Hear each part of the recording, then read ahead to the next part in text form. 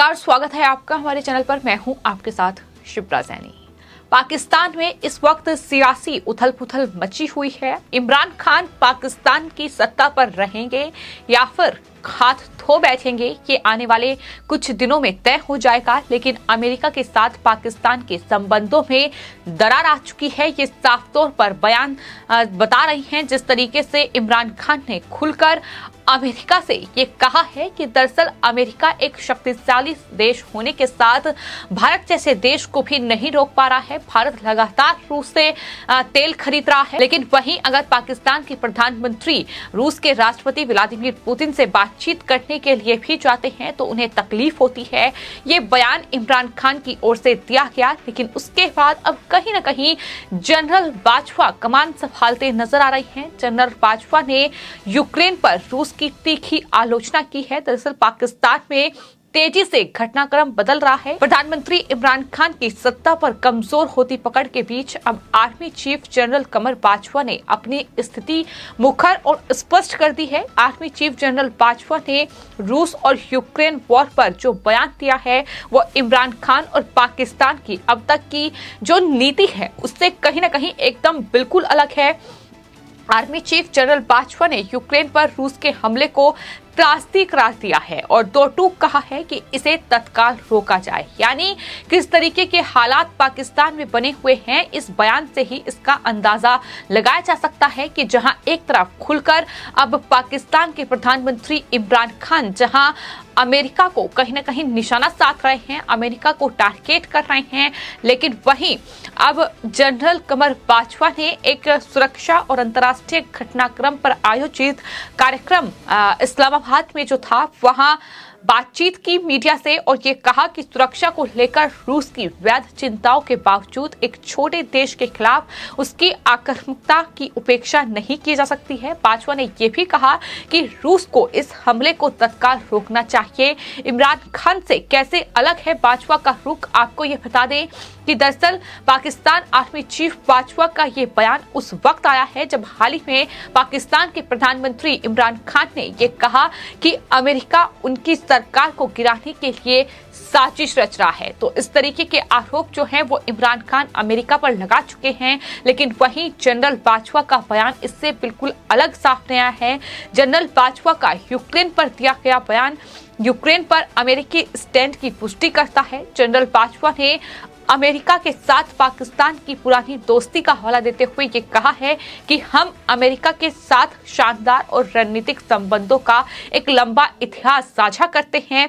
बाजवा ने यह भी कहा कि हम अमेरिका और चीन के साथ संबंधों को आगे ले जाने के इच्छुक हैं। यानी किस तरीके से अब पाकिस्तान में सियासी हलचल तेज है, कहीं न कहीं सियासी उथल पुथल का नजारा एकदम पाकिस्तान में देखने को मिल रहा है, जहां पाकिस्तान के प्रधानमंत्री इमरान खान रहेंगे या नहीं, इस पर ही सबसे बड़ा सवाल उठा हुआ है।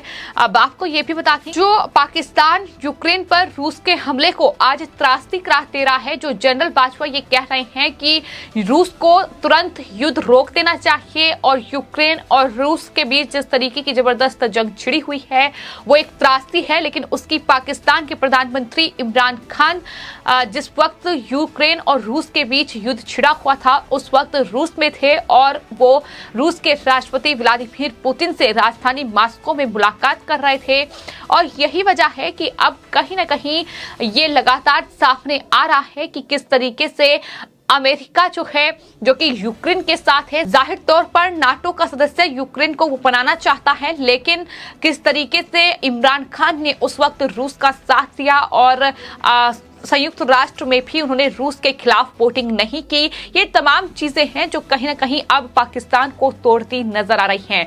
फिलहाल अमेरिका का पाकिस्तान पर क्या स्टैंड होगा ये भी देखने वाली बात होगी, लेकिन रूस और यूक्रेन के बीच जो युद्ध छिड़ा हुआ है, इस बीच कहीं न कहीं भारत में जिस तरीके से लगातार तमाम दुनिया के बड़े प्रतिनिधि सामने आ रहे हैं, लगातार भारत की यात्रा कर रहे हैं, फिर चाहे वो जापान के प्रतिनिधि हों, चाहे वो हो, नीदरलैंड के प्रतिनिधि हो, इसके अलावा चीन के विदेश मंत्री से लेकर अमेरिका के जो डिप्टी एनएसए हैं वो भारत का दौरा कर चुके हैं। यानी रूस और यूक्रेन के बीच छिड़ी इस जबरदस्त जंग के बीच भारत की कूटनीति पर हर किसी की निगाहें टिकी हुई हैं और यही वजह है कि लगातार ये बातचीत का सिलसिला जारी है। लेकिन इस बीच अब भारत की जो वित्त मंत्री हैं निर्मला सीतारमण, उन्होंने बड़ा बयान दिया है। दरअसल जिस तरीके से भारत में तेल की कीमतों में पिछले 12 दिनों में 10वीं बार बढ़ोतरी हुई है, तेल की कीमतों के पीछे अंतर्राष्ट्रीय हालात और कच्चे तेल की कीमतों को जिम्मेदार बताया जा रहा है। जब निर्मला सीतारमण से इसको लेकर मीडिया ने सवाल किया तो क्या रूस से तेल की खरीद को भारत जारी रखेगा, तो उनका सीधा और स्पष्ट जवाब था कि क्यों नहीं, देश का हित सबसे पहले है।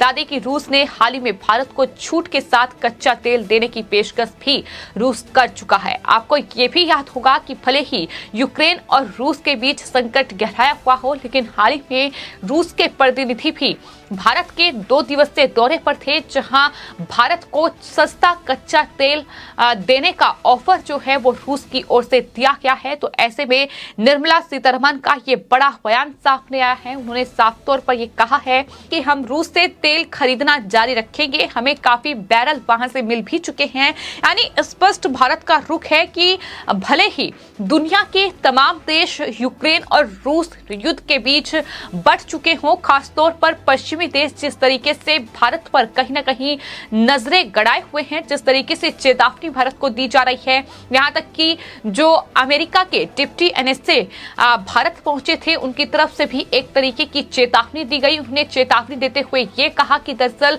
भारत जिस रूस का साथ दे रहा है, अगर चीन और भारत के बीच एलएसी पर घमासान होता है, अगर एलएसी पर चीन की सेना जो है वो कब्जा करती है तो वहां रूस उन्हें बचाने नहीं आएगा। इस तरीके की बयानबाजी भी हो चुकी है। लेकिन इन सब के बावजूद जिस तरीके की स्टैंड भारत का है उस पर लगातार सबकी निगाहें हैं और यही वजह है कि भारत की इस कूटनीति को हर कोई पसंद कर रहा है।